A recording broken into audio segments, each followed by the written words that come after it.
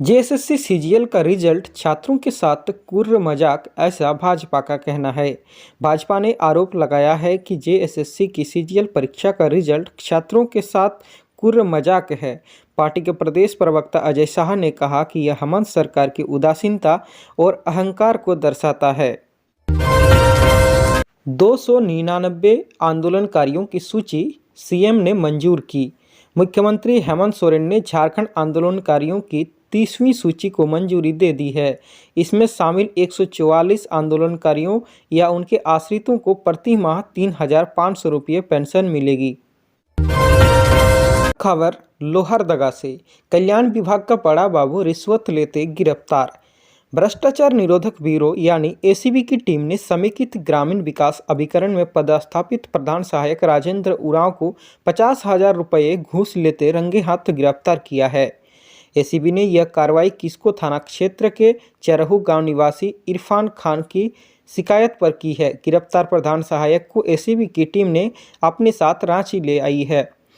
मुस्लिम कब्रिस्तान की घेराबंदी का काम कराने वाले संवेदक से बड़ा बाबू ने मांगे थे 70,000 रुपये कमीशन। जानकारी के अनुसार कल्याण विभाग ने इमरान खान को 24,98,000 रुपये में कब्रिस्तान घेराबंदी का काम सौंपा था। घेराबंदी का काम 80% हो चुका है। वहीं कार्यालय से 8,95,150 रुपये भुगतान किया जा चुका है। इमरान का आरोप है कि बड़ा बाबू राजेंद्र उरांव भुगतान की गई राशि में से 8% की दर से 70,000 रुपये कमीशन मांग रहे थे। बड़ा बाबू ने इमरान से कहा था कि अगर कमीशन नहीं दिया तो फाइनल बिल में निकासी नहीं करूंगा। मोलभाव के बाद बड़ा बाबू 50,000 रुपये लेकर काम करने को तैयार हो गए। इमरान रिश्वत नहीं देना चाहते थे, इसलिए उन्होंने एसीबी को आवेदन देकर कार्रवाई की गुहार लगाई। एसीबी की टीम ने शिकायत का सत्यापन किया और आरोप सही पाया। इसके बाद धावा दल गठित कर बड़ा बाबू को रंगे हाथ गिरफ्तार कर लिया गया है। विश्वविद्यालयों में शिक्षकों के रिक्त पद पर 4 माह में भरने का आदेश। आपने भी कई बार सुना होगा, संविदा के आधार पर भर्ती का विज्ञापन निकला है और ये झारखंड में थोड़ा ज़्यादा ही होता है और आप ज़्यादा गौर नहीं करते। तो चलिए खबर पर आगे बढ़ते हैं। झारखंड हाईकोर्ट के जस्टिस डॉक्टर एस.एन. पाठक की अदालत ने राज्य के विश्वविद्यालयों में बार बार असिस्टेंट प्रोफेसरों के संविदा यानी अनुबंध पर नियुक्ति के मामले में दायर याचिकाओं पर सुनवाई की।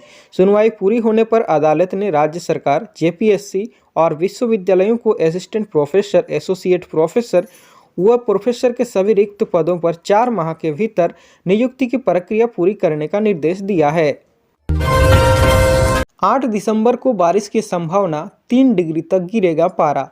झारखंड में 8 दिसंबर को कई जगहों पर आकाश में बादल छाए रहेंगे, जबकि कुछ जगहों पर हल्की बूंदाबांदी भी हो सकती है। 9 दिसंबर की सुबह में कोहरा छाया रहेगा। मौसम विभाग के अनुसार अगले 2 से 3 दिनों में 3 डिग्री सेल्सियस तक पारा गिरने की संभावना है। शुक्रवार व शनिवार को सुबह में हल्का कोहरा छाए रहने की संभावना है, जबकि दिन में आसमान पूरी तरह से साफ रहेगा। इसमें उमस बढ़ सकती है। रांची में गुरुवार को भी दिन में तेज धूप से मौसम में गर्माहट रही है। हेमंत सोरेन कैबिनेट में 6 नए चेहरों को मिला मौका, 2 महिला मंत्री बनी। हेमंत सोरेन की अगुवाई वाली नई सरकार में 11 लोगों को मंत्री बनाया गया है। इनमें से आधे से अधिक नए चेहरे हैं। हेमंत सोरेन की कैबिनेट में 6 नए चेहरों को शामिल किया गया है। हेमंत सोरेन मंत्रिमंडल में 2 महिला को भी बनाया गया है मंत्री। मंत्रिमंडल में 2 महिला को भी जगह मिली है। दोनों कांग्रेस के कोटे से मिनिस्टर बनी है। इनमें से एक संथाल परगना से चुनकर आई हैं, तो वहीं दूसरी दक्षिणी छोटानागपुर प्रमंडल से हैं। महगामा की विधायक दीपिका पांडे और मांडर की विधायक शिल्पी नेहा तिर्की को मंत्रिमंडल में जगह मिली है। ये 6 लोग हेमंत कैबिनेट में पहली बार बने हैं मंत्री। राज्यपाल संतोष कुमार गंगवार ने राजभवन के अशोक उद्यान में आयोजित शपथ ग्रहण समारोह में गुरुवार यानी 5 दिसंबर को मंत्रियों को पद एवं गोपनीयता की शपथ दिलाई। जिन 6 नए लोगों को मंत्रिमंडल में शामिल किया गया है, उनमें नाम राधाकृष्ण किशोर, संजय प्रसाद यादव, सुदीप कुमार सोनू, चमरा लिंडा, योगेंद्र प्रसाद महतो और शिल्पी नेहा तिर्की शामिल है। मंत्रिमंडल विस्तार के बाद झारखंड कैबिनेट की पहली बैठक आज। कई बड़े फैसलों पर लग सकती है मुहर। झारखंड में मंत्रिमंडल विस्तार के बाद पहली बार कैबिनेट की बैठक 6 दिसंबर को होगी। बैठक की अध्यक्षता खुद मुख्यमंत्री हेमंत सोरेन करेंगे। बैठक का आयोजन रांची के प्रोजेक्ट भवन में होगा, जिसमें कई बड़े फैसलों पर मुहर लग सकती है। बैठक दोपहर 3 बजे से बुलाई गई है।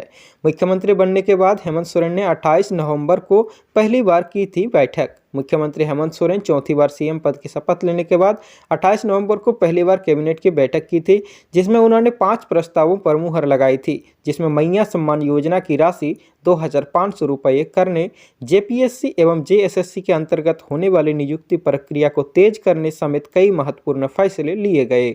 साथ ही केंद्र सरकार के पास झारखंड का बकाया 1,36,000 करोड़ रुपये लेने के लिए कानूनी कार्रवाई करने पर भी सहमति बनी थी।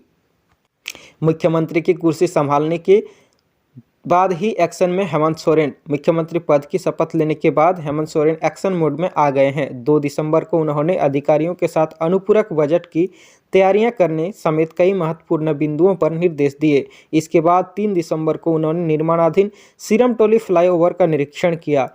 उसी दिन शाम में पुलिस अधिकारियों के साथ समीक्षा कर राज्य के विधि व्यवस्था की भी जानकारी ली।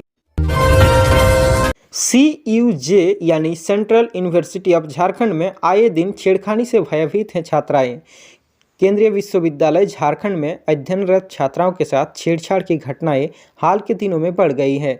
कई बार असामाजिक तत्वों द्वारा छात्राओं के साथ दुष्कर्म तक करने की कोशिश की गई है। हाल ही में BA, BEd और केमिस्ट्री द्वितीय वर्ष की छात्राओं के साथ ऐसी ही घटना हुई है। इससे CUJ में अध्ययनरत छात्राएं तथा छात्रावास में रहने वाली छात्राएं भयभीत हैं। आए दिन हो रही इस तरह की घटना पर रोक लगाने और सुरक्षा को लेकर गुरुवार में विश्वविद्यालय में अध्ययनरत छात्र छात्राओं ने प्रशासनिक भवन के समक्ष प्रदर्शन किया व धरना भी दिया। भुक्तभोगी छात्राओं ने विश्वविद्यालय प्रशासन को लिखित जानकारी भी दी है। एक छात्रा ने कहा है कि विश्वविद्यालय में शाम 4:30 बजे निकलते समय 2 बाइक में सवार 4 व्यक्ति उनके नज़दीक आए और उनके शरीर को छूते हुए गलत हरकत की व अभद्र व्यवहार भी किया। इससे वह काफ़ी मानसिक तनाव में रही व रात भर सो नहीं सकी।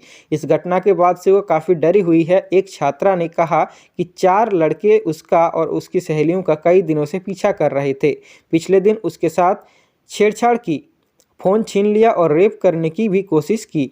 वह उसकी सहेलियां तब से काफ़ी डरी हुई हैं। इधर विश्वविद्यालय प्रशासन ने कहा है कि कैंपस में पुलिस चौकी के निर्माण के लिए मुख्यमंत्री और DGP को कहा गया है। मुख्यमंत्री ने भी विश्वविद्यालय कैंपस की सुरक्षा दिलाने का भरोसा दिया है।